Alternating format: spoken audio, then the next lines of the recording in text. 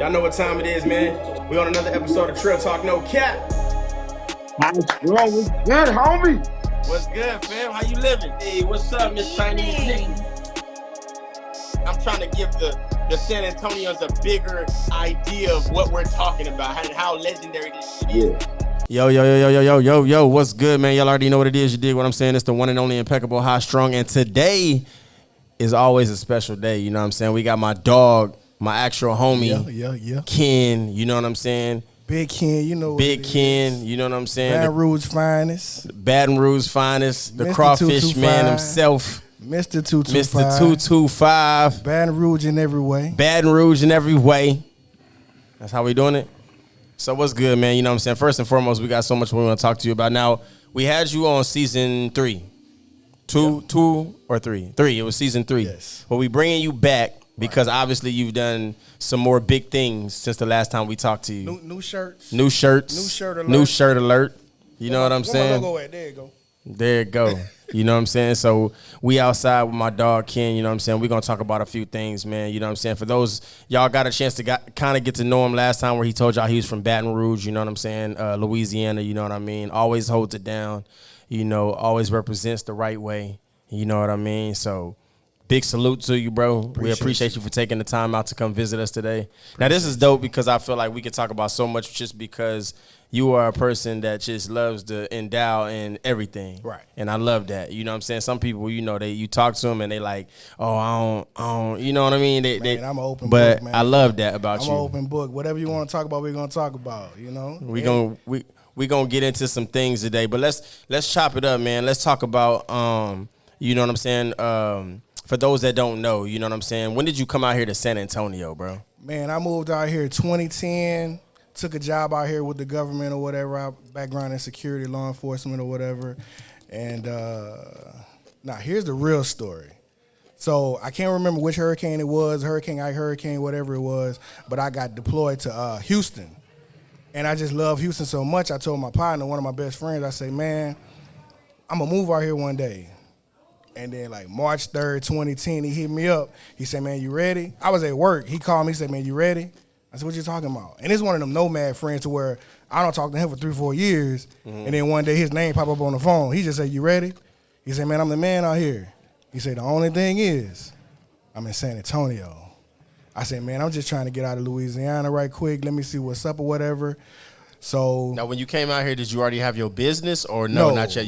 No, the business started 2020. Okay, for sure. Business started 2020, but I'll say this: I had always had aspirations of one day because I had never seen crawfish here, and it's like when you buy a car, you never see it. You never see your car. Soon as I started doing crawfish, I'm gonna tell everybody how to start a business. I went on Facebook and said, I'm thinking about doing crawfish 2020, the height of the vid, and I said I need a name. They came with 50, 60 names or whatever, and I was like, okay, cool, I'm gonna sit on this, Mr. BR Crawfish, because every time you talk to me, you gonna say Mr225, Mr. Baton Rouge, Mr. BR Crawfish, everything gonna be Mr. with me. So the respect factor, you know what I mean? The man in that respect, the respect factor. You have to do that, and then when you're around me, you already know. But got the name. I say, damn, I got the name. So then I pick the date. I say, this day, whatever day it was or whatever, I say, I'm selling crawfish, this the price, this, that, and the other. Pre-orders.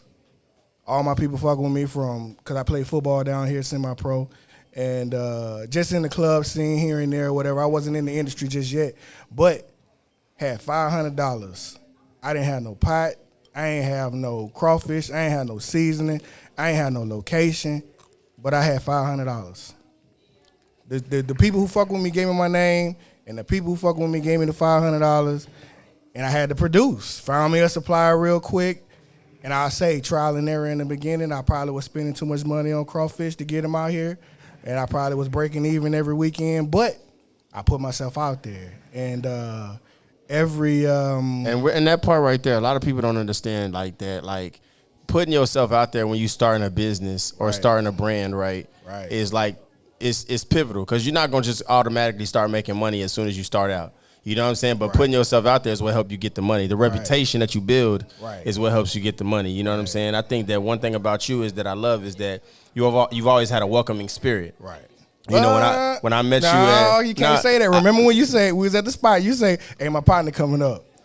But I'm saying that's because I got to know you. But when you first meet you, like when I met you at Bentley's myself, it was always love. Right. You know what I'm saying? I feel like that, like you've always given that, like now when you get to know you, it's more so like I ain't fucking with everybody. You know what I'm saying? But I think that like in the business that you in, you do a very good job at like being welcoming to people for where you're at that time. You know what I'm saying? Like you don't come off as like, well, damn, I want some crawfish, but I don't really want to fuck with the homie because he seemed like he on some other shit. You know what I'm saying? I be like that too, because remember one time we was in Bentley's, one time he had pulled me to the side, man, you all right? I say, man, that's just my face, bro. I'm just looking for my pants, man. I'm trying to get my stuff cleaned up. Yeah. But it is what it is. You know, when I put myself out there and people I've been since 2020, I want to say April, May-ish of 2020. I'll be looking at my little memories on Facebook or whatever, but I've grown exponentially from 2020 on the patio on UTSA Boulevard. And the good grace of my apartment complex let me do that. They never bothered me, but I did move it to another complex. They didn't let me do that. So that's when I had to get with my people, and they put me on to different places and stuff like that. I'll say this. Everywhere you've seen me, my homegirl Kim has put me there. Yeah. She has put me there and put me in places to where. Shout out to Kim too. I think she in the building. Always. Yeah, she in the building. But you know, she gonna always, and she gonna tell me what's right or wrong. She gonna tell me, hey, this ain't it, this ain't that. And then she say, hey, I got this for you, but you gotta do this. Oh yeah, we gonna do that then. Like really put me on. Like she the reason why I was at Bentley's. Yeah.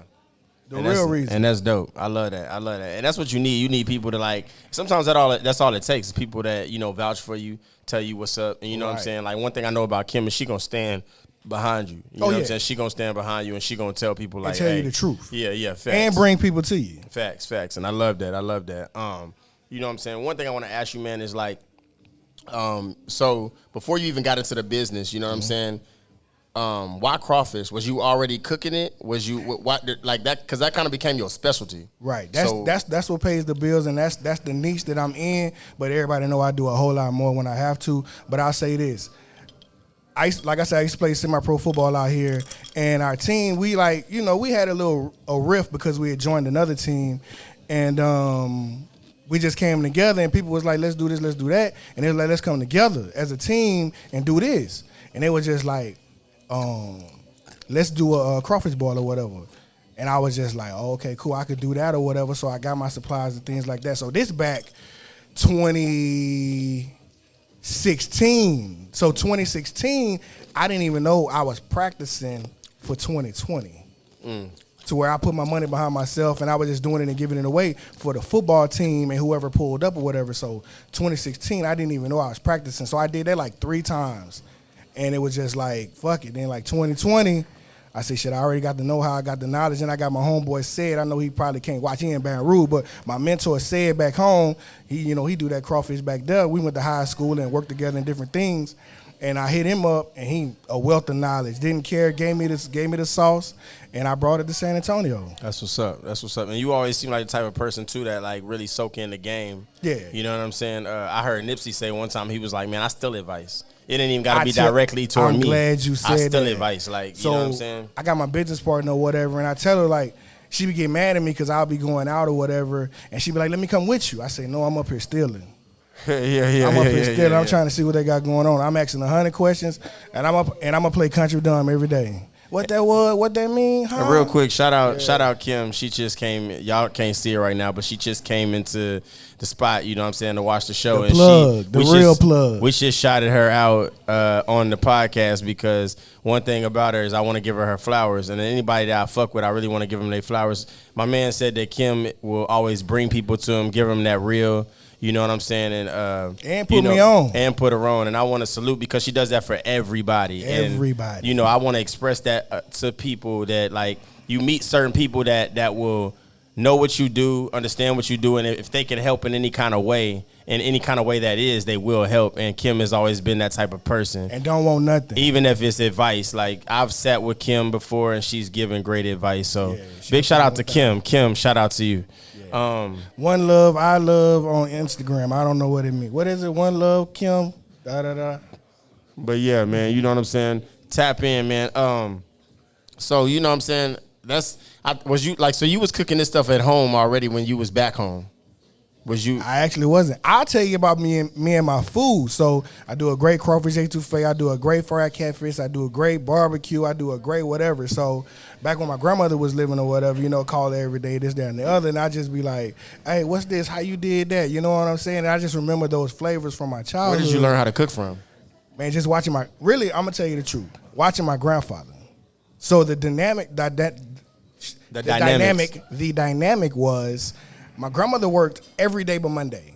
So that's where I get my drive for my working from. But my grandfather was medically retired before I was born, so he the one watching me and my brothers or whatever. So he was the one cooking the meals, washing the clothes, chauffeuring us around, and I just remember all his flavors. I'll say that, except my grandma's gumbo. She was the only one to cook the gumbo, so I got her flavors from the gumbo, and I just incorporated and just called back home like, what's this, what's that? And so like my family like, bro, you cook? You ain't even cook when you lived here. I said, but I moved out here by myself, no family. I had to survive. I can't eat ramen noodles every day and you want to get a taste of home. And if you go to the restaurants, they be saying this, that, and the other. It's all commercial. So I had to learn what I enjoyed eating, that's what I learned how to cook. And those are the specialties in what I put out. So let's talk about this. I love that. And I love that, by the way. Right. You know what I'm saying? Like, just the way. And I miss that. I feel like I talked about this with my daughters. Like, they soak up game. My daughters are actually getting that, they're getting that grandparent, experience. The foundation, too. The foundation. Yeah. Like, a lot of people don't really get that nowadays. You know what I'm saying? Like, what, grandmas today are what? 40, 28? 48, 40, 28. 28. You know what I mean? Like, so it's crazy. Yeah. So my thing is like they losing the recipes. I love the experience of that. What would you say that like where you knew what's one of the places that you probably, or don't even say the place, what's one of the times where you sold crawfish and it was like so great, you was like, yo, like I gotta keep doing this. Like this is crazy. Like I'm getting so much love. And you know, because you kind of became like somewhat of a household name, right? And people kind of know who they know Ken. Right. You know what I'm saying? They know what Ken do, even if it don't come up in conversation. We know what he do. Right. You know what I'm saying? What was one of those moments, those pivotal moments for you that said, "Damn, this is love." You know what I'm saying? Then also tell us. This is a 2-part question. Also tell us, you know, what was one of the moments where it probably could have discouraged you. Oh, I'll tell you that one for sure. But when I first popped out in 2020 out the crib. And Kim was one of my first customers who pulled up to the patio because I was trapping off the patio, and I was trying to do the hood chef type stuff or whatever. I was trying to verbalize it like that with my post or whatever, but nobody was really getting it. So I just went back to keeping it regular or whatever. But I will say this: when I knew I had it is when people kept coming back. From that first 2020, they kept coming back, and me. I'm critical of myself. So I'll say like, oh man, I'll be apologizing. Man, this wasn't a good one. And then I get the feedback, they'll hit me on the side and be like, hey man, I don't know what you were talking about, man. These bitches was the best I had. Nah, 2020 was the best. And I'll say 2023 was the best for like money because I got the opportunity to go cook on base and make some real commercial government money because they budget's long. So I made a lot of money on a little bit. But my worst was Super Bowl 2022. 2021 was a great situation. That's when I met my girl Q, who worked for me. I'm telling you, Q had the hair done, had the makeup on, had the heels on, and was ready to just come chill. Q was like, hey, what you need me to do? I ain't even really know her like that. I met her in another situation when I was at Rose. So Rose was my first opportunity, but we'll go back to that. But Q, she solid too, just like him, because she came out with the heels and was handing out pans, and then she started working with me, and you know, she been a very big asset for me or whatever. But my worst was 2022, man. I did great the Super Bowl prior. Yeah. Came back to the next one, threw away 2 whole sacks of live crawfish. That's crazy. And that's like $175 a sack that you just throw in the trash because I don't have a commercial refrigerator. I can't, I wasn't really at so many locations, and I had moved to where I couldn't do it at my crib no more. And that had to be like kind of somewhat discouraging. Very discouraging. I'll say this too. Shout out to Groomers. Shout out to Blake at Groomers. The only place anybody should be getting crawfish, I'm not talking to nobody else who sell crawfish live, but Blake at Groomers, to where I could tell you I had a tab to where he was like, get me on consignment like dope or whatever, like, hey, do this and bring it back. Isn't that a beautiful thing though? Yeah. Like when you get that help, you know what I'm saying? And I speak on Rose because I want to shout out Nella. She worked at Rose as a hookah girl. And when I started the hookah business, she was the first person I called because they told me how cold she was at making hookahs. Yeah. Without payment, without knowing what you're going to get paid, she said, I'm going to come help. Right. And that to me, you can't beat that type of love. Yeah. When I wish somebody they were still around. When somebody see your vision before you know what the vision is going to be, Right. but they see what it could be. Right. And I think that's dope. And you know what I'm saying? And then, you know what I'm saying, shout out to Sam, shout out to, you know, all the workers that we have now. Right, but right, I'm right, saying right. that, like, you look at situations like that, Right. and you like, damn, like you didn't even have to help me. It was strangers. You know what I'm saying? True strangers. Like, so that's amazing. Because I got partners out here. So is it hard to find workers, like, for what you do? Do you need workers all the time? Do you need workers to help you? Or Man, could you? I would love help, but I'm too micromanaging. And I move a certain type of way. So even my partner Alanda, you know, she pulls up on me sometimes and helps me a lot. And I put her on money. We done made money together, a lot of money together. And she said, can't you make it look so easy? I said, man, I'm stressed out in my head. I'm stressed out right now. Because my times is my times. If I say I'm serving at 3, you can pull up at 3:01 and get some crawfish. I'm all about my time. I'm not one of the ones that pull up and say he gonna be there at a certain time. He or she gonna be there at a certain time, and now you gotta wait an hour. Yeah. Because cleaning the crawfish is the biggest thing with your times or whatever. You gotta take your time and clean them crawfish, make sure they ain't muddy, make sure you get all that BS out of there. Because in them sacks you can catch turtles, fish, snakes, anything, grass and mud, all that. You gotta wash all that out. Yeah. You gotta wash that out. So I do hand wash, triple wash, quadruple wash. You know what I'm saying? You're gonna be able to drink the water. My partner had helped me one time when I was on base. He wanted me to do a little promo the way he had washed the crawfish. He from Louisiana too, and he was drinking the water. I said, I'm not gonna post that. I'm not gonna post you drinking that water, dog. It would be great, but I can't do that. Yeah. Mm-hmm. That seasoning though within that juice be crazy. It'd be good. But somebody was telling me one time as a joke, we should start like using that to put in the hookahs. We What's should that? start the water and the seasoning. Nah, you Because gonna have of how- people throat But I burning was and imagining, sneezing. I'm like, y'all smoking hookah that smell like crawfish. I think it's gonna make a lot of people like, nah, never man, know, that ain't it. though. But you never, yeah. We gonna try it one time. We gonna try it on my crawfish hookah. sheesh flavor. A crawfish hookah, What y'all man. think? You gonna smoke? You gonna smoke it? What you think? She said, hell nah. But nah, you know what I'm saying? I think that one thing I can say, man, is that you know, my mom was a big cooker. She cooked like, you know, crab legs, crawfish. Right. That's up next, guys. Crab leg plates up next. But your crawfish really is good. And I'm not just saying that because you're on the show. Right. I'm saying that because I was able to really experience it, especially when I was at Bentley's. I got a few. And when I could throw you some. Man, always. You know what I'm saying? I really loved it. And it was crazy because I never really liked food that I had to work to eat. I don't like to work and get to my food. Like, I be hungry. And I don't like to break the shells. And I didn't even know how to eat crawfish at first because I didn't know how to eat it. Like, I was just biting the shell until the thing broke. And then I try to get the meat. And then when I got the meat, I got excited. But then I was ready to eat the next one. And I had to do the same shit. Practice makes perfect. It does. So, and that's most people who say they don't eat crawfish. It's not. They'll make the excuse. They may say they're allergic or whatever, or they say like you say it's a lot of work for a little meat or whatever. But I've had customers like I'll just throw like a little pan or whatever just for you to try for the first time, and I walk them through how to do it, and they get it. They be halfway there, and just them being halfway there, I say, man, just keep doing it. You're gonna be all right. And I done picked up customers teaching them how to eat crawfish. and that's dope. That's dope. Because they think it's so hard, but I'm like, bro, confidence is key. Once you get confident eating it, you'll be okay. Yeah, no doubt. Let's talk about the challenges of just, you know, owning your own business. You know, I think we talked about this where, you know, you get into situations where people try to play the homie card. Right. And they you know, they don't understand that it's a business. Right. You know, with me, anybody that's had a T-shirt business, a food business, or whatever business you have, I tell them all the time, bro, give me full price. Right. Like, if I can't afford it today, I'll get it at some point, but give me full price. I don't want no shortcuts because I'm your friend or you see me at the club. And I think there are people that respect like that. And I think there are people that like, once again, Kim is a perfect example. Right. I'm bringing up her name. I'm not trying to, but I'm bringing up her name because when I was selling clothing, right, Kim was the first one to be like, I want this, I want that. And I was able to meet up with her, and then other people did the same. Right. You know, Kim was the first one to set it off in Havana for me. Right. She bought her.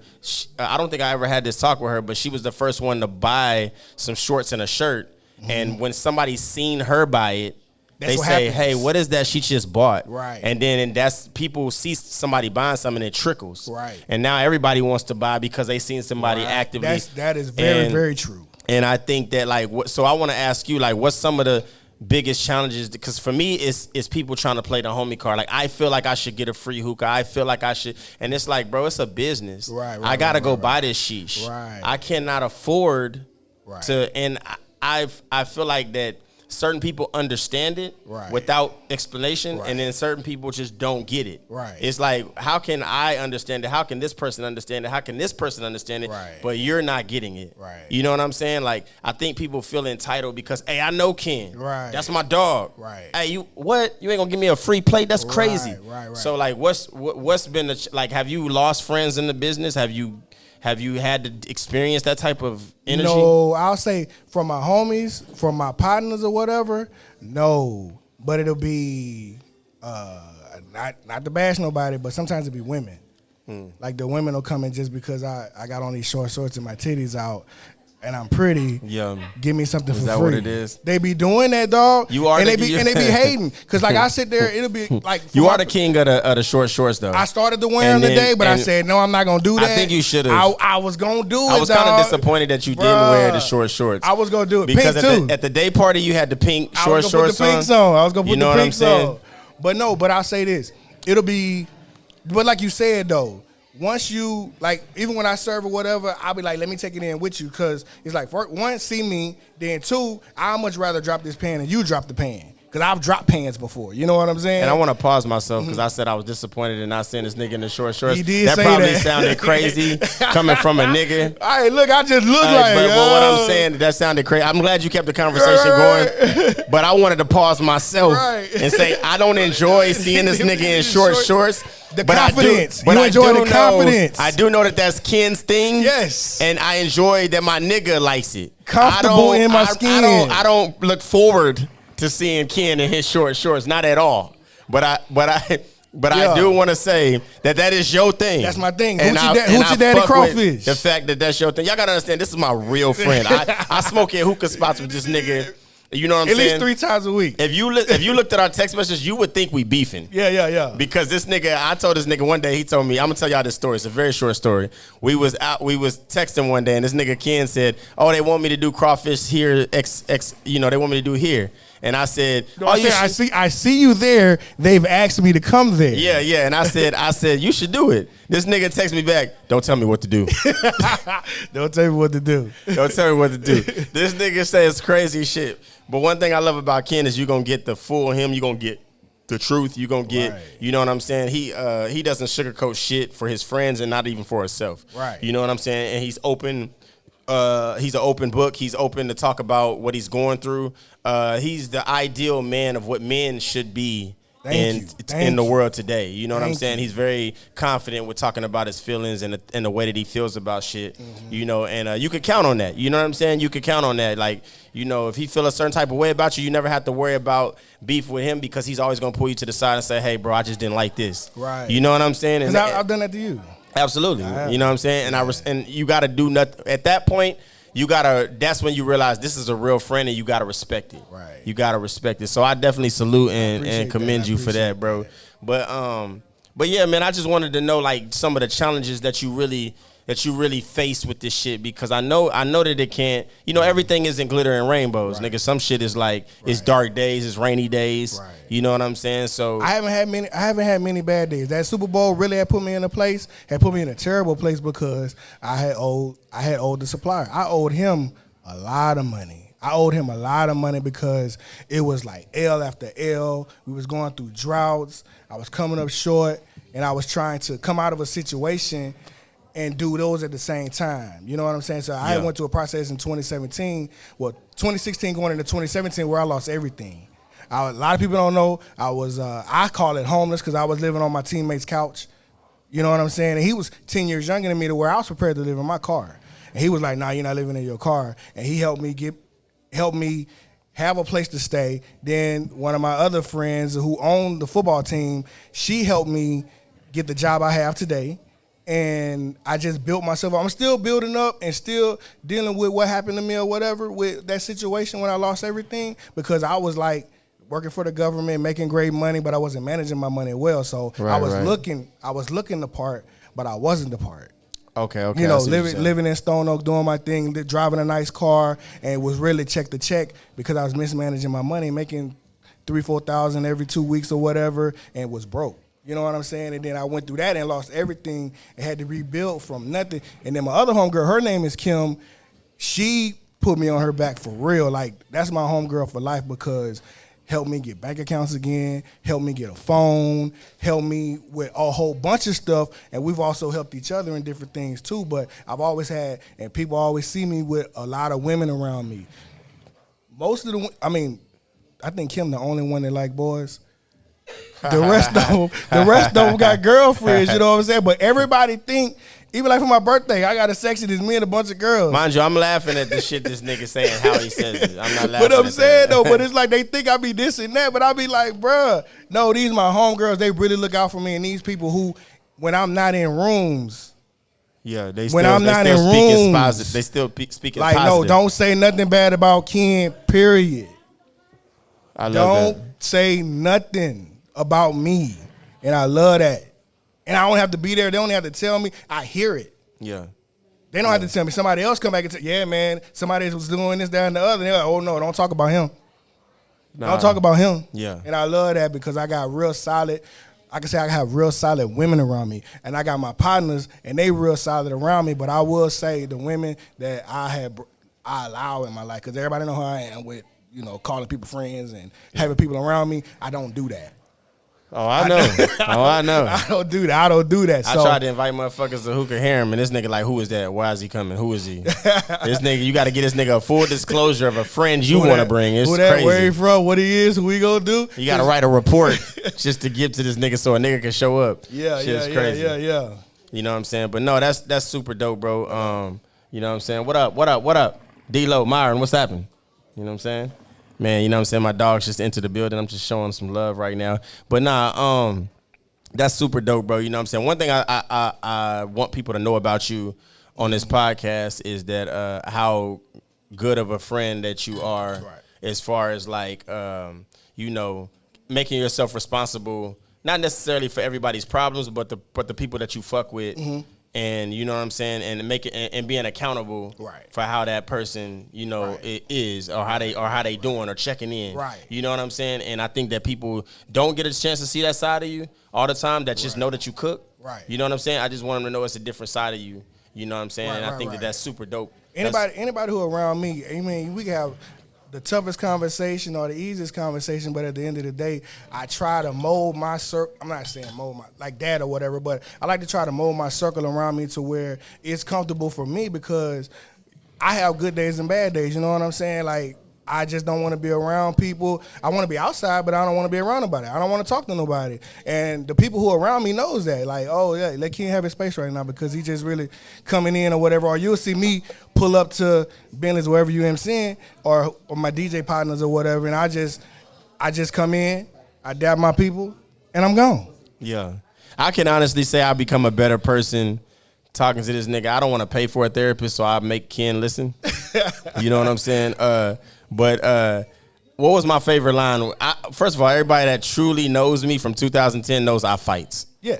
I always had small man complex. Right. I always had that situation where, nigga, I don't care if you the buffest nigga in the room, you gotta see me. Right. What was my favorite line, Ken? We can go outside. Why are we still talking? And Ken knows that about me because I don't know how to argue. Yeah. I don't know how to. Niggas can joan on a nigga all day and be like, fuck you, nigga, woo, this and that. I don't know how to do that. So my only thing is, we need to go outside. Right. We need to go outside right now. Let's go outside. And Ken has stopped me in situations where that could have happened. Right. And like, okay, Ken, with the thing with Ken, how he stops you, he make you realize what you're doing. He say shit like, you can go outside, but is it worth it? But is it worth it? And I you think do, that you do like, business in here. I thought about situations like that because I've actually had niggas waiting on me outside, and I talked to Ken maybe 2 minutes before this got ready to happen, and I didn't go outside. And they depicted it as me being scared, but I depicted it as what I told you. Nigga, I just saved you. But what I said, like, though, you know what I'm saying? I say, let them think you pussy, cause you win in the end. And that's something that till this day I abide by. And I think that I'm still here being able to raise my daughters because I chose not to get in certain situations. You know what I'm saying? Because niggas ain't fighting these days. Right. They killing.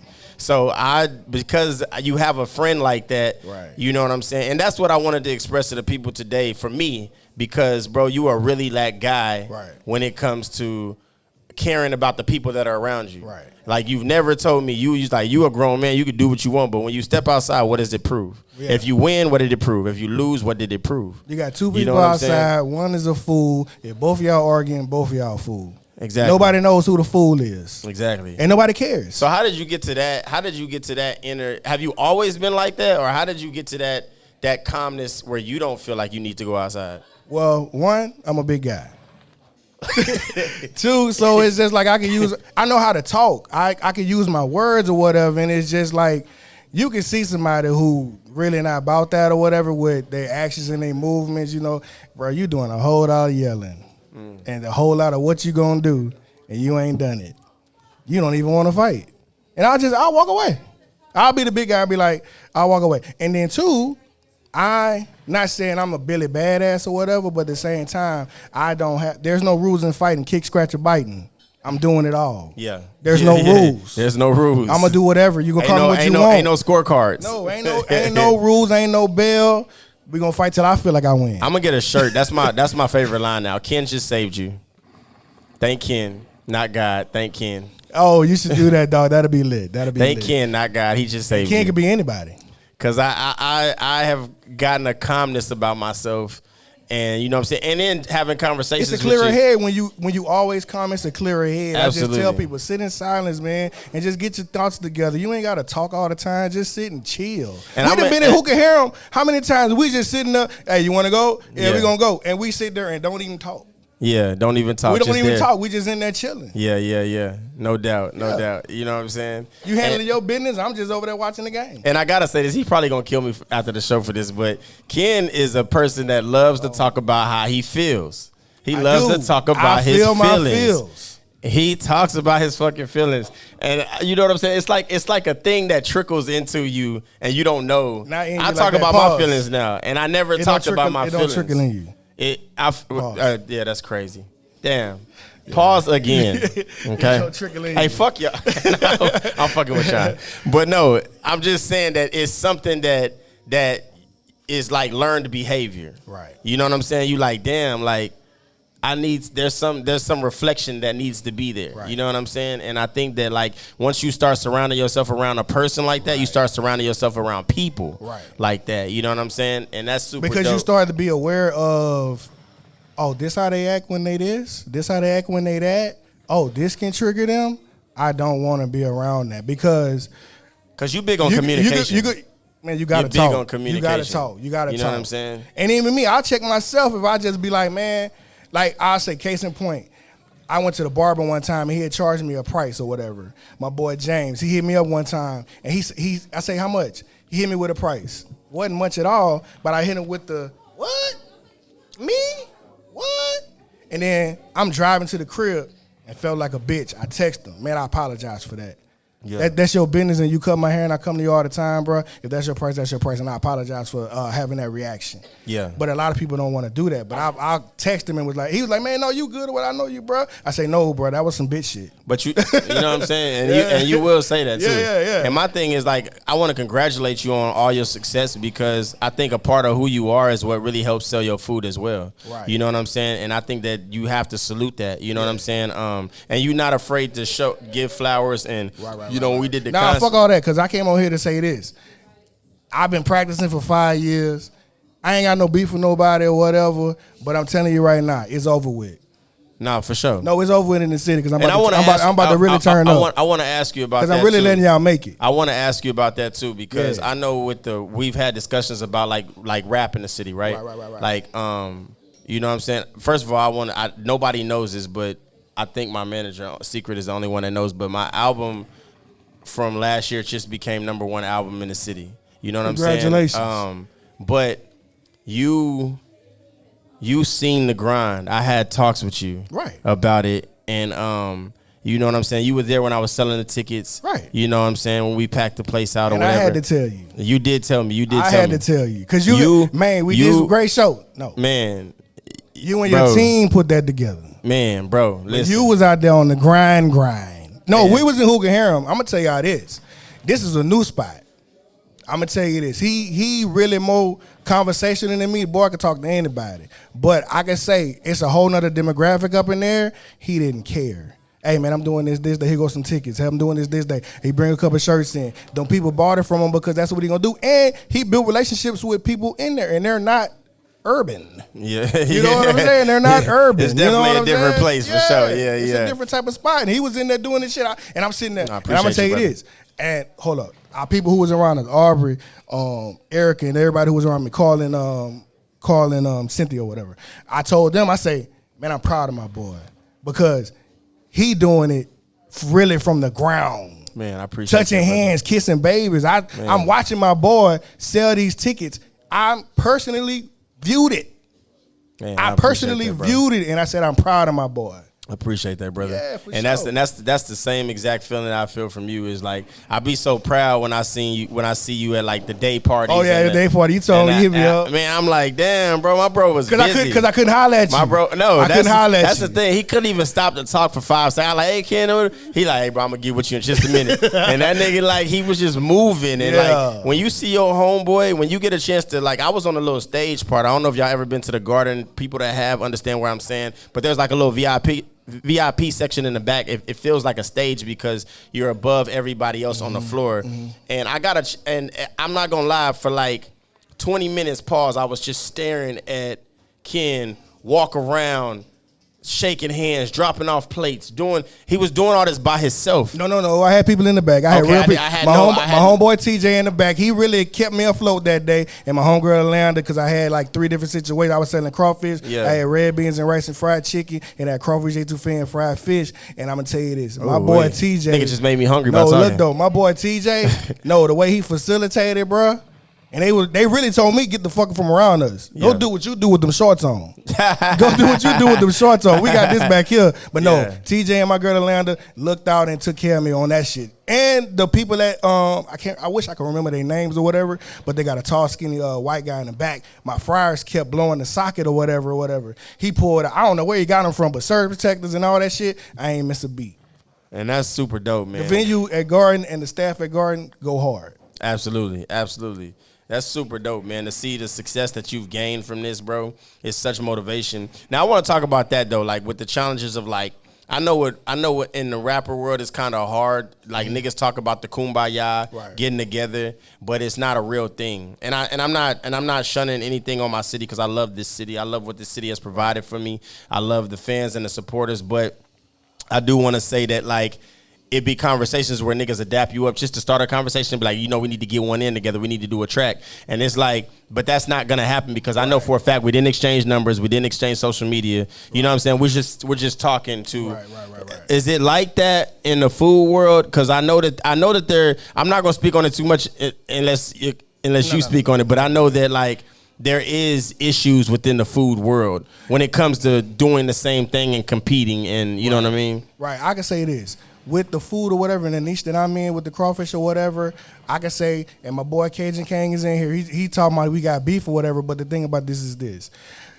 He is one of my worst good friends, and he'll say the same thing. Because he pulled up on me on my last ball and spent money with me, you know what I'm saying? I spend money with him.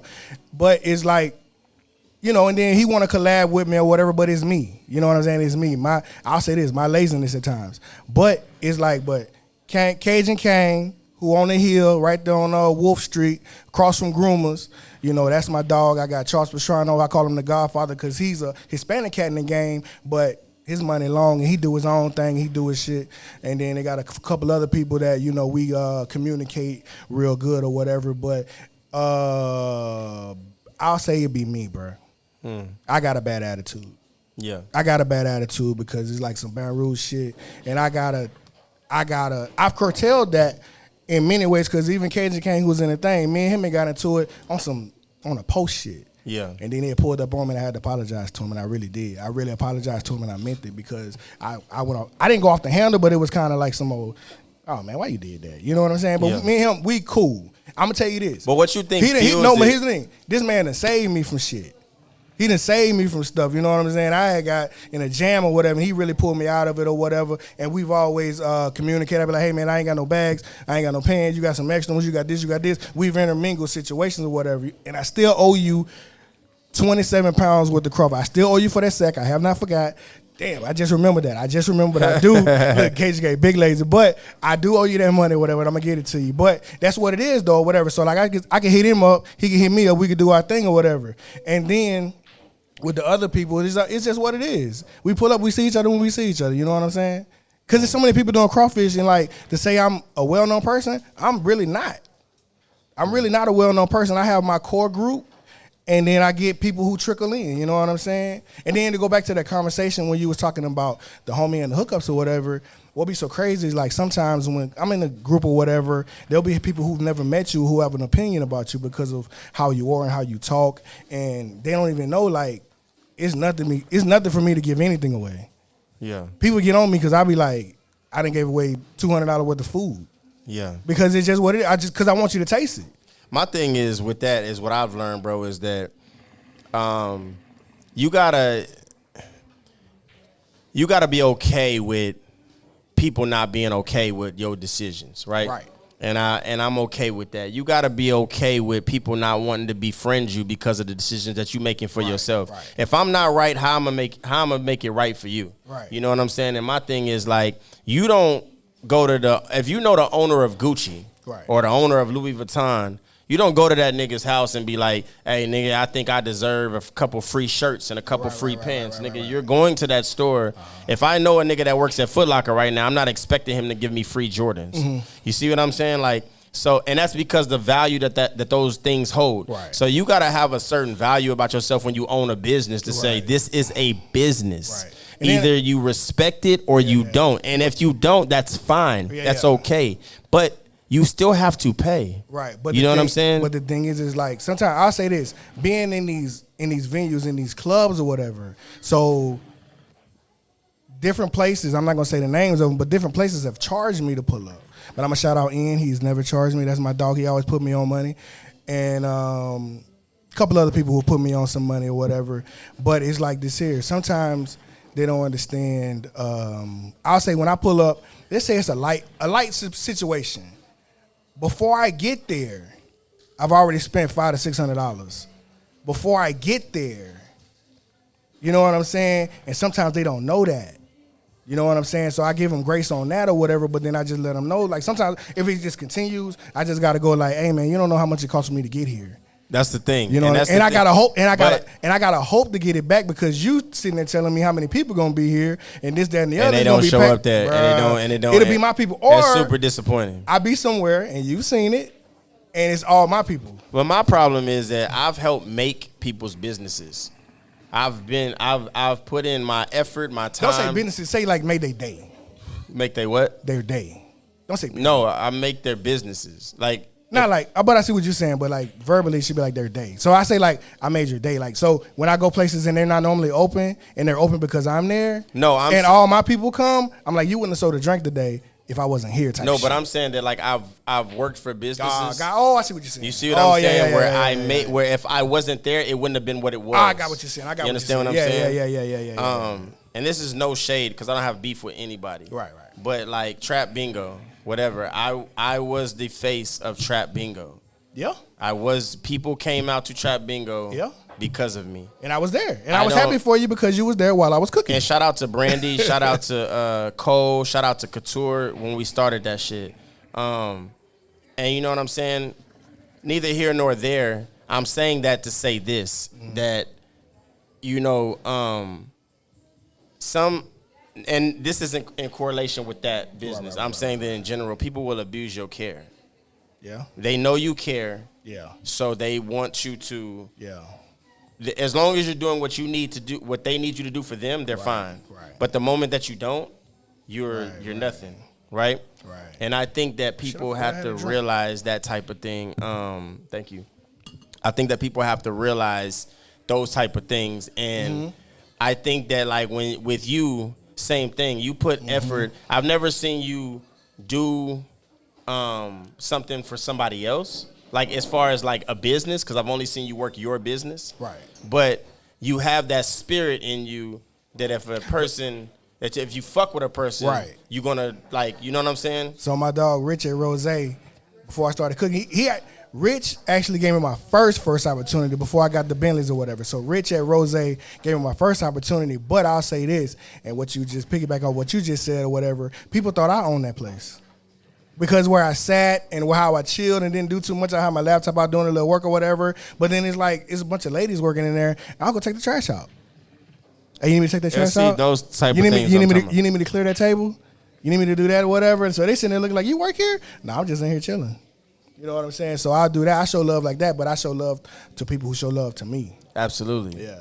And that's the thing that, and to speak on that, to a segue off of that is that the biggest thing that you can learn, and I wanted to express this to people because I feel like people need to know this that don't know this. And I think a lot of things, right, we already know, right? Right. But it's just reiterated. Right. And a lot of things, somebody asked me recently, they said, you know, I've told you that for years. Yeah. But my thing is, unless it's applied to your life at that time, right, you don't really see, you can't hear it. You could tell somebody something for years, but if it's not applied to your life at that time, you don't hear it. You might have listened to it, but you didn't hear it. And you put it in your back It's like pocket. when you young and they say, don't grow up too fast. Yeah. And you like, man, whatever, I'm trying to grow up. But then when you grow up and you start paying bills for real, you start having to go to a job for real, you miss being a fucking kid. Right. You know what I'm saying? You miss being like, I miss being in my parents' house. I miss not having no fucking bills. I miss playing outside all day. These are the things that you miss. I think that when things are applied to your life, that's when you know what I'm saying? Because that conversation will come back. Right. You sit there and be like, oh shit, that's what they were saying. Oh shit, you get in a situation before the situation starts. You go, right, I'm gonna do what they said the last time. I'm gonna flip it this way. I'm gonna fix it that way. You know what I'm saying? Right. Like Kim, boss lady Kim, she gonna tell me, Ken, you need to do this. Ken, you need to do that. And she always apologizes to me. I say, Kim, talk, man. Tell me what it is. I say, I'm not getting, my feelings not hurt. I need to hear it. And when they pop out, it's going to pop out. That's since day one. Right. Since 2020. Kim, you don't need, he said, Ken, you don't need to use them Ziploc bags. You use regular bags. Yeah. You spending too much money on them Ziploc bags. Right. Facts. And like that's something you learn it within the business. You know what I'm saying? Is that, you know what I'm saying, that you stay on and you stay, you use those tactics. Because a lot of people see, you already know where you want to be in the journey that you want to go on or whatever, but people will put like, damn, why didn't I think of that? Yeah. You're right. Why didn't I think of that? You're right. You know, and I could take criticism, I could take advice, I could take constructive criticism, I could take people who are actually have my best interests at heart and who care about me, but there's a lot of people on the outside who will be like, you should too. And I tell anybody that want to be successful in a business that like, don't let people put their expectations on you. You know what I'm saying? Like, if whatever your opinion is about me, you really could keep that to yourself. I'm glad you tell me, but it's not gonna make or break me. You know what I'm saying? Like, and at the end of the day, I'll take it in, but I'm my expectations about me is my expectations. Right. You know what I'm saying? I've noticed that a lot of people that really go with that idea and they go with that, they become successful. Right. Because they're like, you know what? I'm gonna take your constructive criticism. I'm gonna take what you said and I'm gonna see how I can apply it to what I'm already doing. Got going on? Yeah. But a lot of people get caught in like people's opinions, what they feel about them. They want to be people pleasers. They want to be. One thing that I learned the hardest way this year is you cannot please everybody. You can't. Everybody is not going to be pleased with everything that you do. Right. And the people that are not really pleased with what you do, it's only because they were happy with you doing what you needed to do for them. and now it's not working. Right. Because now you're not doing what you need to do for them. Because here's the thing, though. If you sit there and implement something that somebody's put on you and you do it too fast, it'll feel fucked up. It'll feel fucked up. And Can you say that one more? Can you say that one more time? Just one more time. It'll feel fucked up if you do it too fast. You got to take it in, but if you do it too fast, now you done fucked up. Everybody like, even when try to give me recipe, bro, you buy my food every week. I think it's good enough for you to buy it. Yeah. So why are you asking me to change something? And you can't blame nobody but yourself when you decide to go off of another opinion. All right, I'm gonna go try that or whatever, and then somebody like Kim come to me, Ken, that ain't it. That's all she gonna do. She gonna walk by and say it. Ken. She gonna walk by, go into the bathroom. That ain't it. Yeah. That ain't it. What you did? Yeah. You rushed it. What did you do? Yeah. And I'm like, damn, all right. So I gotta ask you this, especially for people that don't know, especially being in the food industry. What is it that keeps you going with this, and that makes you say, like, this person does crawfish, that person do crawfish, right. That person do crawfish. What makes you feel like I'm Ken and I set myself apart from what that person, this person, and that person is doing? Man, I'll say this every day. I wish Atlanta was here, but every day or before I cook, I hit her up. I be like, man, I'm stressed out. I just say it to get it out. I'm stressed out. I don't think that it's gonna be a good day. It seems like it's about to rain. I missed this, or they was out of that. You know what I'm saying? And I gotta go searching for some stuff. Or I did a customer appreciation boil 2-3 weeks ago or whatever, and one of my pots, I guess I could say blew up. Not necessarily like a big explosion or whatever, but I got fire involved, and the propane hose came off, and I'm gonna burn this dude front yard up. And I'm just like, damn, now I had to go all the way back across town, go get another pot, come back, and have it done for the time I said I was going to have it done for. And it came out perfect or whatever, and everything was great, and everybody loved it. But, people don't see those. So what do you do about those situations, like a pot blow up, or something happens to where you can't cook the food, but you got customers waiting? What do you do in that situation? I do the best. Because clearly you can't show the customers that it's a panic situation right now. They nobody's ever seen me panic. They never seen me do nothing. They just look real smooth or whatever, because I've had little things. So that customer appreciation where it happened, it wasn't at a venue, so that kind of saved me, because it wasn't to where I had real people waiting on the time, and I done promoted it, or the club that promoted it or whatever. So that happened at a private event. But those are things that can always happen to where you have a malfunction. Like even at Garden that time when I said, oh boy, help me out. My fryers and my roasters was popping the circuit. They wasn't staying on, and he saved me on that situation. But people don't see that part. They just see the finished product, and they just see, oh, you did it again. Yeah. But I'm like, bro, I'm stressed out. But no, here's the thing. The party starts at 6. I gotta be there by 3. So I've been in the sun. I did a party not too long ago. I was in the rain. The rain hadn't stopped by the people got there. You didn't see that part. Nobody sees that part. Nobody sees where I had to be there 3 hours early in the sun, cooking it, and then got to be personable and serve it. Because it's really, if I don't have my team with me, which is Q, Alanda, Kim come through, she help a lot, and people who do help me or whatever, if I'm by myself, it's just what it is. Yeah. And I don't want to take anybody who works with me. I mean, I try to pay them as much as I can. I try to help them out or whatever, but then it's like, that's their weekend. And this is my business, and it's their weekend, so I don't want to act. I'm every week. And that's like, I tell my partner, I'm like, man, they got to take the summer off. Yeah. I can't party. I don't go out like that. Or people ask me to come out, I'm like, man, I'm tired. Or I got to get up in the morning. I can't drink while I'm cooking, And people like, they don't get it. But I'm like, man, I be out there drunk and don't want to do nothing. And see, that's what want to party more. That's what I wanted to show. I wanted to show people that side of it, that side of the spectrum. You know what I'm saying, and how that affects. You know what I'm saying, because the food industry is no different from the entertainment industry. Right. You know what I'm saying. There's been times where didn't expect to do this song, maybe not know the second verse. Right. You know what I'm saying, but the crowd would never know that. Right. You know what I'm saying, like many times I tell people freestyle to the hook. That's what we do. You know what I'm saying, like don't know the second verse, got to freestyle to the hook. You know what I'm saying, and the niggas hear the album and be like, that wasn't on the version that you performed. That's because that was made up. Like, you know what I'm saying? Like I had to keep it going. You know what I'm saying? Like, but I do pride myself in people not seeing that. Because one thing I know is that nobody knows you fuck up until you show that you fucked up. You know what I'm saying? Nobody knows what's going on until you show what's going on. So you gotta have that, and you gotta do that with cooking as well. You know what I'm saying? You gotta do that with, like, yeah, the pot ain't I Right. can't get this food. You know what I'm saying? Right. You might have to wait a little longer for your food, but it's coming. But no, you but know like, what I'm saying? I seen like Michael Beasley, the basketball player, he doing it like a little podcast too, and he in a big Thrill or whatever. He had asked one of his players or whatever. He said, "Do you know why you messed up?" And the player didn't have an answer. He was like, "Yeah, if you knew why you messed up, you did it on purpose. Yeah, no doubt. If you knew why you messed up, you did it on purpose." Yeah, that's This crazy. shit just happened. That's crazy. It just happened. Yeah. And if somebody asks you what happened, like, I don't know. Good. Yeah. Fix it.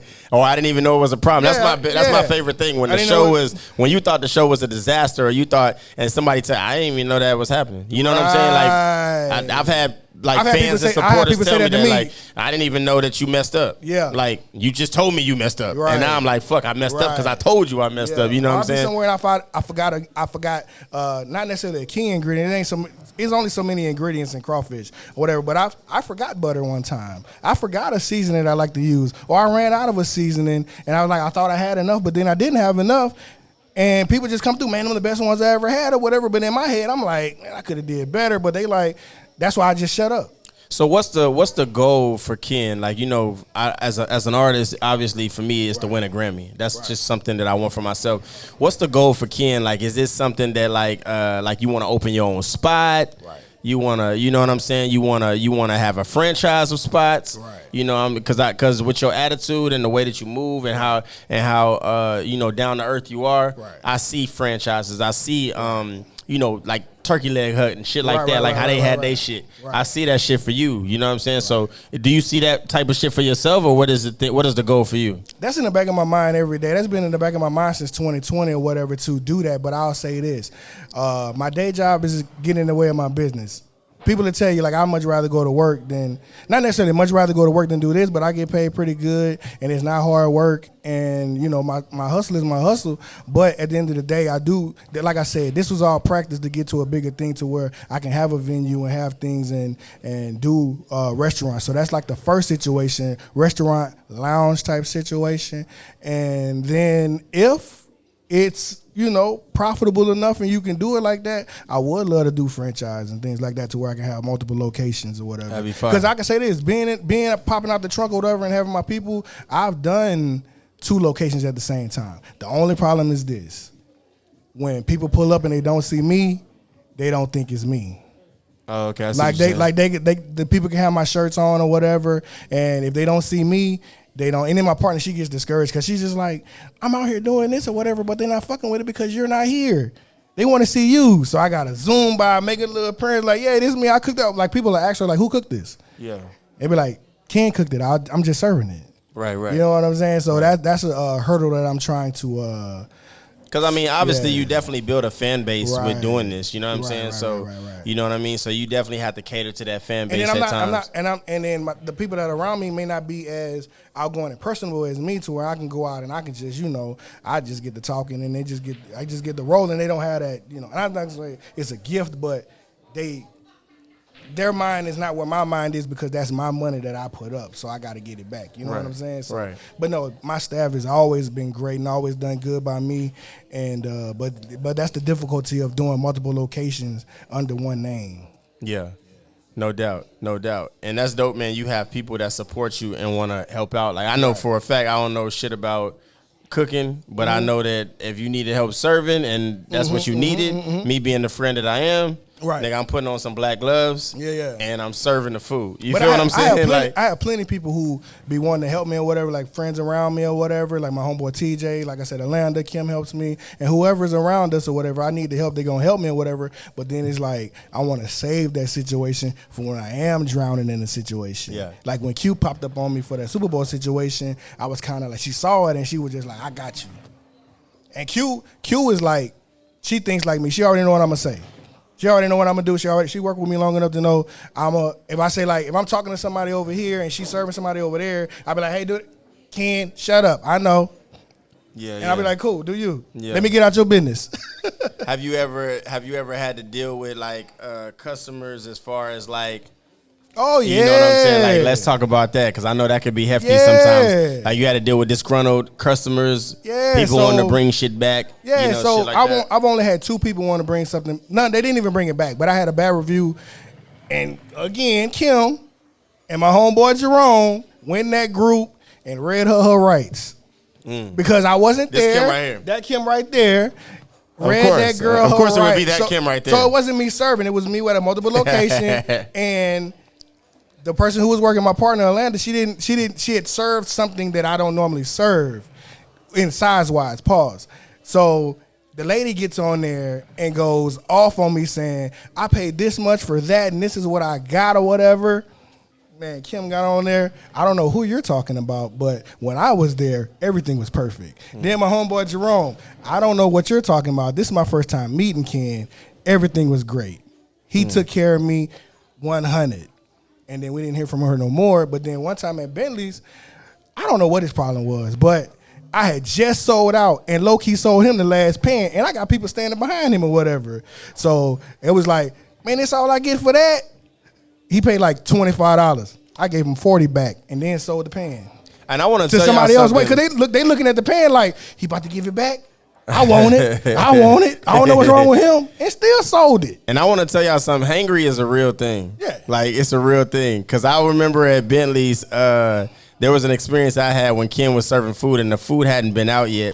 And there was a table that, if y'all remember how Bentley's used to be, it was outside and they had the benches and shit. And they had like the back door where you could walk in and out the door. And there was like a bench right there. And there was a group of people when I was hosting at the time. And I kept trying to go to this table because my job was that the people that looked like they was bored or wasn't having fun or wasn't talking to each other, my job was to go over there and lighten them up and turn them up. Right. And I couldn't turn this table up for some reason. Every female at the table was like, hey.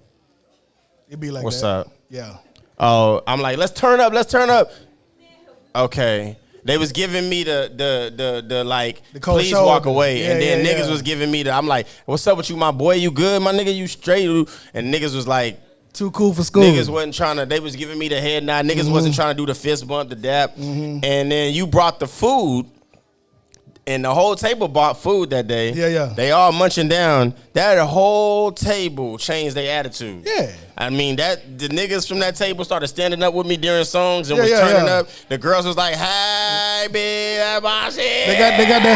They got that spice in their life. Why they had crawfish in their mouth? They Yeah. like, bitch, I'm trying to tell you, this shit hitting. They got that spice And in I'm their like, life. that shit crazy. Like, you know what I'm Yeah. saying? So it really shows that people could get hangry. Yeah. You know what I'm saying? People, when they hungry, they don't want to be fucked with. We You know here what I'm for saying? the food. We're waiting on. Let us get our food, then we'll get right. Yeah. And I'd rather for people to say that. Right, you know what I'm right. saying? Than to let me turn you up. You know what I'm saying? But it was just crazy.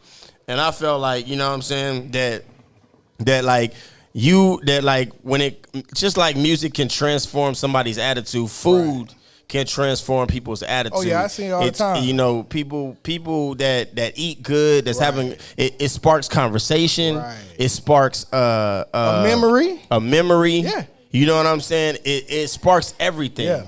And I think that people don't understand that about, it's more the food than just food. You're right. You know what I'm saying? It's the care, because I'll say this. You could cook with love. I put all types of care because I kind of know what other people kind of do or whatever, and that ain't my business or whatever, but I'll say this. I put my hands on my crawfish and I wash them. When I fry chicken, I touch every piece. When I fry fish, I touch every piece. It's what it's going to be. I use all real ingredients, and I've never used garlic powder in my life. I've never used garlic powder in my life. I don't do everything chopped up, fresh, and done. My gumbo roux, I stand over that stove for 45 minutes and turn until it's that chocolate color. You hear me? All that's me. I don't do no box, no nothing. Everything, fresh squeezed lemons, everything. And I commend what you do, because y'all get them big boxes of crawfish while they alive. 35 pounds. I left secret know this story. I left one of them boxes in the kitchen one time. I was gonna cook it myself. I left it in the kitchen one time, and I went to the movies with my daughters, and I came back, and I thought the box was taped. I taped the box myself. Yeah. I'm pretty sure it was taped. Duct tape. Yeah. These motherfuckers got out.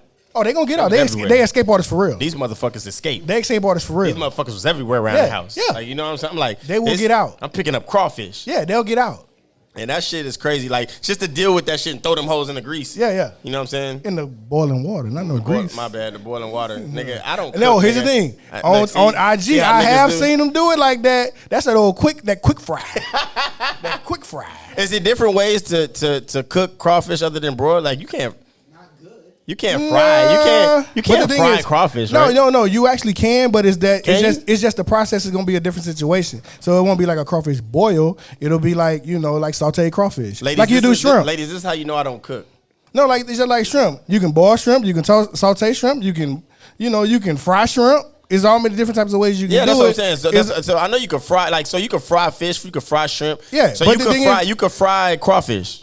The tails. Out the shell, you got to peel them and then you can fry them like that. Now I have seen. Have you had fried crawfish? Yes, I have. Was it good? No, it wasn't. It wasn't. I got it from LA. LA crawfish is not a good. It looks good because it's a lot of them and you looking, but it don't have that same pop as from a boil because it's just that bread on top. So crawfish don't cook like shrimp.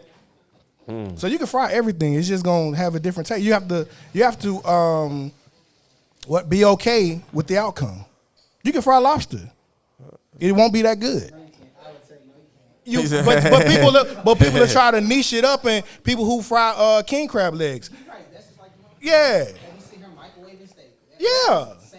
Microwaving steak is crazy. You have to live with the outcome. First of all, I am an air fryer chef.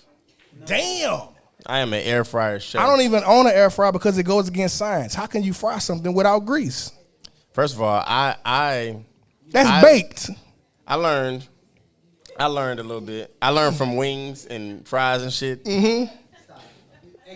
That's baked goods. I'm trying to express a little bit of my cooking talent. It's culinary skills. First of all, what y'all gonna do is respect my air frying abilities. But the thing about what we gonna do? You gotta eat it. You know, 100% the fact you can press the button. Absolutely. Thank you. Because it take a lot of work to press that. You gotta exercise your finger. Yeah. You don't gotta Google times. You gotta Google the times. You gotta exercise your finger, nigga. You gotta boop. Boop, you gotta know what to put it on, all that shit. You know what I'm saying? You know what I mean? I'm just saying. It's a lot of shit that come with that. It is. I just You out here baking stuff saying you frying it. That's all it is. God. You bake. Hey, first of all, hold on, heard that. No, hey. What we gonna do is recognize my talent. Hey, she said you ain't nothing but a glorified microwaver. That's all it is. You just can't see inside it. Yeah. We finna start getting security for Trill Talk. They gotta leave. Nah, but for sure, man, I definitely have a respect for people that know to do what you do. Right. You know what I'm saying? It takes a talent. It really is talent. You know, I think when people just get the food and they eating it, they not understanding the shit that comes behind it. Right. And that's what I wanted you to express to the people today. What you did. I didn't even know I had it. I actually started cooking out of survival. So does your inspiration from Louisiana, come from your grandfather? My grandparents. Your grandparents. Yeah, okay. That's who raised me from baby. You know what I'm saying? So that's the ones who, my grandma put the work ethic in me, and my grandfather kind of put the hustle in me. Because, like, I done seen them build things. I'm like, how the hell you knew how to do that? You know what I'm saying? He just would just pick up little odd jobs or whatever. Like, really, when my grandfather with the hustle, man, it was like cutting grass around the neighborhood. He had yards around the neighborhood. He'll give us like $2, $3. This is in the 80s, so... Yeah, like you could cut a yard for $10. That was some money. You know what I'm saying? Yeah. So $10 stretched a little bit longer in the 80s. Gas was 89 cents. But it was like he put the hustle in me. He put the hustle in me to just say like, bro, if you have a skill, if anybody, I'll tell anybody, if you got a skill, I know business is not for everybody. And I've gotten to arguments with friends who've done things well, and they just like, Ken, I don't want to fucking do that. But then the selfish part about it is they won't give it to me. You know what I'm saying? Like, let me do something with it. I've had those conversations, but then I have to say, man, let me take a step back because everybody isn't on that. So what do you feel about, like, I know I just experienced this being a hookah owner. You know what I'm saying? I have friends that also own hookah businesses. Right. And there's times where they need sheesh or it's coals and I love to provide that. Right. You know what I'm saying? Because that's, even though that's coming out of what I gotta buy again, but I understand the dynamic of, is that something that y'all do, that you do like, hey, Ken, I need this pot. I ain't got a pot right now. Yeah. I'll say this. Like I say, Cajun Kang on Wolf, you know, he's hitting me up. Hey, you got any bags? Hey, you got any extra pans you're not cooking today? And it's nothing. It's a cost to me, but I don't want him to fail, and vice versa. So if I need something from him, like I was at a little venue and it was kind of popping, and I didn't know it was gonna be some political campaign stuff. So one of the mayor candidates that came through, and he had like kind of bought a lot of crawfish for everybody. So I had kind of like sold out on that. Hit Kang up, hey man, you got a sack? Hey, I got it, but you gotta come get it.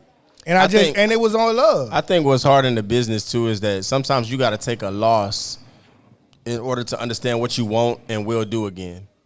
Like, man. And my thing is like, who you gonna work with? I feel that's what I'm saying. Yeah. Like, and I hate that you have to take a loss to do that first. Yeah. It's like, but you got to go through it. I gotta, you know what I'm saying? Like it's like I do a favor for you. Yeah.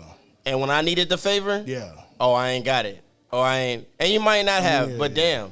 You know what I'm saying? But no, but for us being in the industry or whatever, for me, it's just like you'll talk to club owners and maybe even promoters or whatever, and they'll just like, and I've had to tell people, like, they'll go, man, you should come do this for me or come do this with me.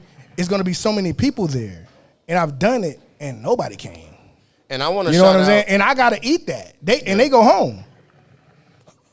And I'm out $500-$600 because what you said was gonna happen didn't happen, and they don't know, and I don't know. It was just a chance I took, but at the same time, I'm very particular about what I do, and people around me, because I know I be saying Kim's name a lot. She gets on me all the time because I turn down stuff, and she says I'm lazy, which I am. Yeah, you do turn down, because I've told you not to turn down stuff, and you told me mind my business. You know what I'm saying? No, I haven't said it like that. I haven't said it like that. I was trying to help you. I've just said it like I've thought about it, but it's not time.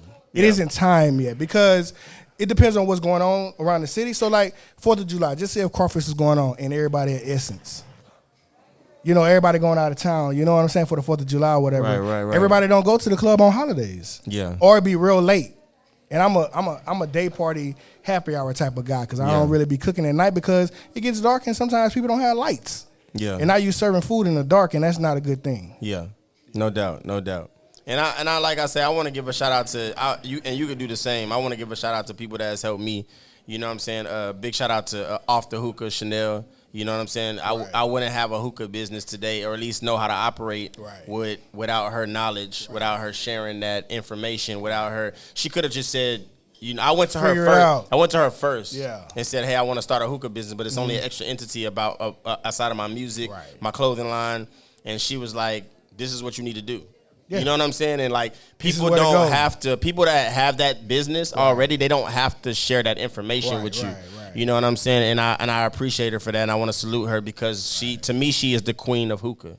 She is the queen of hookah in San Antonio. You know what I'm saying? Like she stated her name, she made a, you know what I mean, a very big name for herself, and I salute her for that. And I'm sure you have people that you fuck with on the same level. Yeah, man. I got to shout out Rich. He had on Rich and Joe, who own Rose, who gave me my first opportunity. Rose was a vibe too. Yeah, it was. Oh my God. Yeah. I don't know if anybody in here ever experienced Rose, but Rose was on its way. Rose was on its way right before that. I hate things that situation happened. Yeah, but then you know Jesse at Bentley's always showed love. Ian has showed love from the jump. John, he has put me on situations. We've worked together, whatever. Ray, he owns Hang Time and R&R Tavern. So Ray shows love and he breaks bread. Not gonna lie. He asked me to do little special situations. He know how I am or whatever. He'll slip some food on me, be like, hey, could you put this in the pot for me? It's gonna cost you. He go in his pockets, handful of money. I'm like, okay, cool. I'll drop it in there for you. But Ray, they reached out and they just show love and always show love and always have said, and I can say that everybody who I've worked with, you know, I stay out of the club business, but they give me an opportunity to make money in their establishments, so especially places that cook food. Culture, they cook food anyway, and they let me go. Bucci, he shows love all the time. Yeah, shout out to Bucci. That's my dog. You know what I'm saying? Bucci, what's up, Nick? Whatever you need, you got it. Whatever the staff at Culture, whatever, they took care of me this season. But like every season, I've been to a different place.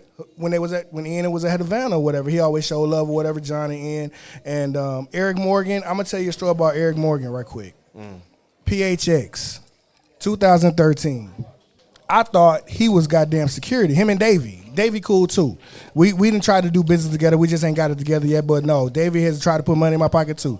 But 2013 PHX, I said I didn't even really know his name, and I'm just like, one day we're gonna do business together.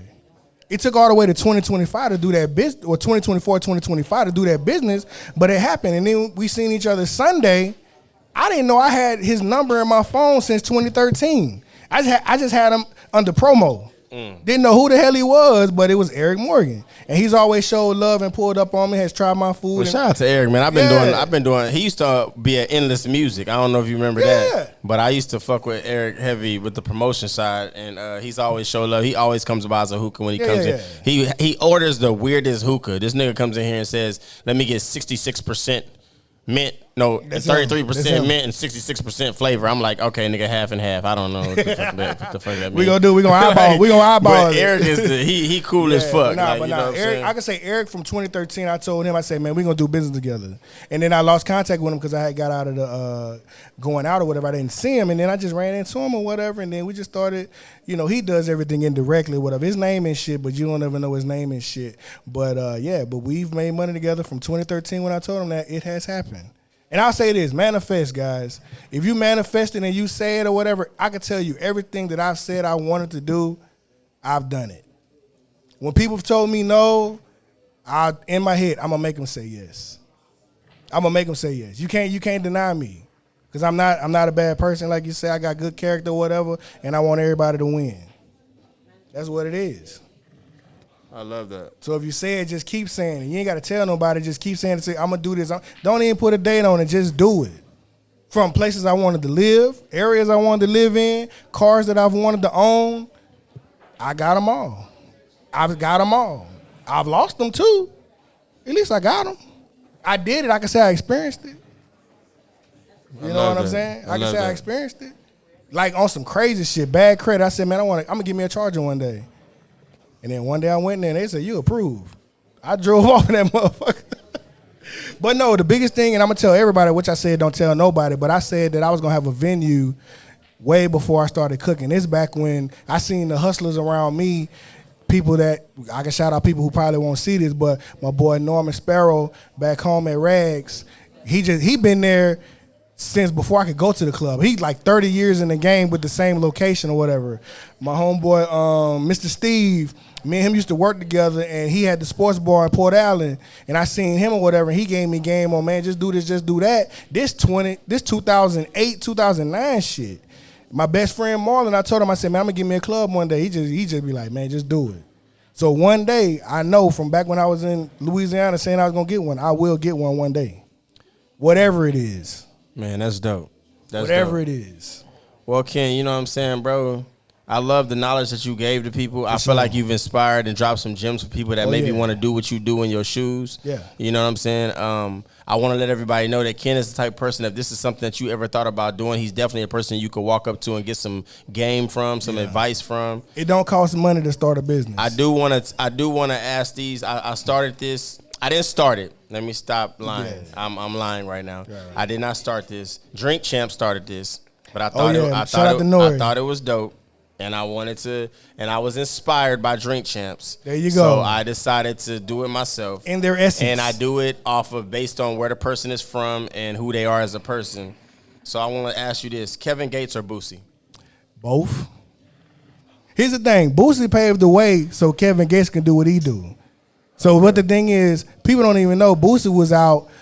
Fuck that wipe me down shit. We talking about bucked up and fucked up when I was in high school, like 98, 99. People don't know he been in the game that long. 25, 26 years at 15 years old rapping. And he was rapping without cussing before Wayne. Who was that? Boosie. Oh, shit, okay. He was rapping without cussing before Wayne. Okay, let's go with this one. Wayne or BG? I'm going to go Wayne. Okay. I really, here's the thing. I like Chopper City or whatever, this, that, and the other, but Wayne, he did his shit. I'll fuck with Wayne. But BG got some shit that don't talk to me.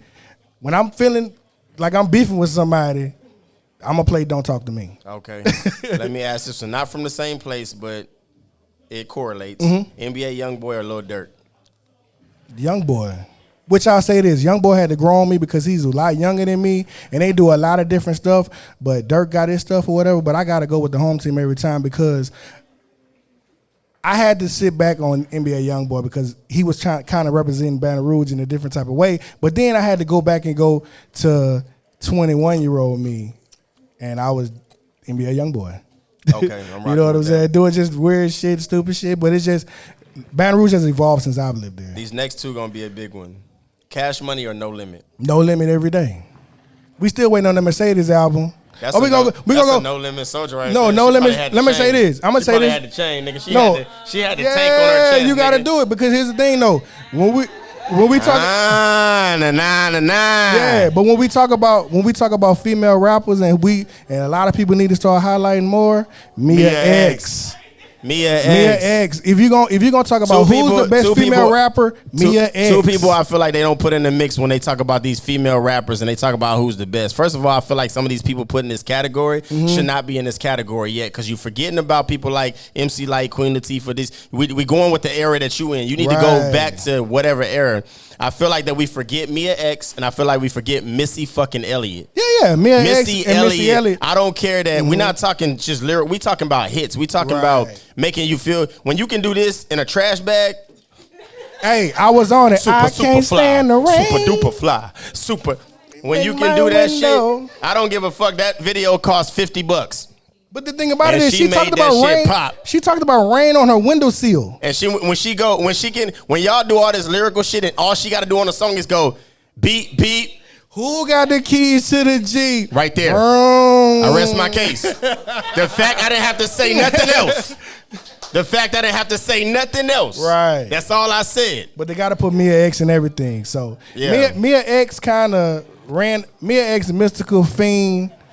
They ran No Limit. And C Murder. And Silk the Shocker had his little era. And it's crazy. Silk the Shocker had to grow on me because that nigga never rapped on beat. No, but the thing is, if you really listen to it, bro, he really did. It was like that nigga never listened to the beat. No, you gotta listen. Like when he did that song with Maya, Move On, that nigga said, talking about it. Nigga, the beat was... But it rolled, though. The beat was way over here, nigga. What, like, that nigga had on no headphones in the studio. No, man. He's like, you know what I'm saying, Maya? Like, talking about it. Nigga, what are we talking about? Go listen to I Always Feel Like.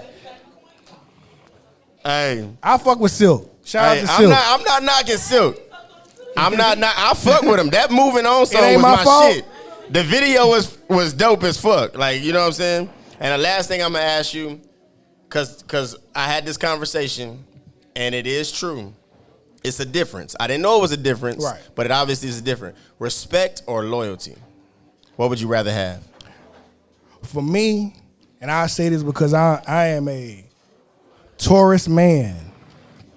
Loyalty over everything. Because if you loyal to me, you can't do nothing but respect me. And if I respect you, you can't do nothing but respect me. Loyalty, somebody can respect you and not be loyal to you. Facts. You And know once you disrespect me, it's over with. It's over with. Once you disrespect me, it's really over with. I don't really care. I can cut people off and act like I never met you in my life. But loyalty is a big thing. And then, too, I give people chances with the loyalty shit, too, because I know you can't expect yourself out of other people. So you have to give people grace or whatever. But if you're going to be loyal to me, be loyal to me. And I'll say this, and y'all know this. The only people who are around me are people who I feel loyal to me. You know what I'm saying? Who can talk good about you when you're not in the room. Because a motherfucker who respect you will still say bad shit about you. Absolutely. Yeah. Absolutely. Well, Ken, I appreciate you taking the time out today, man, and joining us today. Thank you for dropping those gems today. Like I said, once again, you know what I'm saying? We got my man Ken. Make sure y'all try his food. You know what I'm saying? You will not be disappointed. I'm the best in the city, man. I'm really letting y'all make it. My nigga said I'm letting y'all make it. Y'all heard it. I'm really letting y'all make it. He said what he said, nigga. You know what I'm saying? And they know it. Once again, man, we salute you. For sure. We love you, brother. Appreciate you coming on today. Thank you, man. For sure. One Hondo, we out. Yeah.